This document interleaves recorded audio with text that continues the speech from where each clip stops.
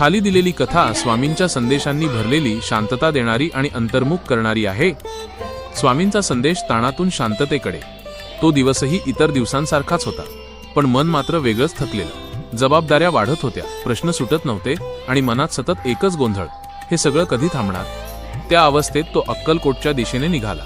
कोणतीही मोठी मागणी नव्हती, फक्त मन शांत व्हावं एवढीच इच्छा होती। समाधीसमोर उभा राहिल्यावर स्वामींचा एक संदेश अंतर्मनात उमटला, तू सगळं स्वतःच्या खांद्यावर घेतोयस म्हणून ताण वाढतोय। माझ्यावर सोड, तुझं काम तू कर, उरलेलं मी पाहतो।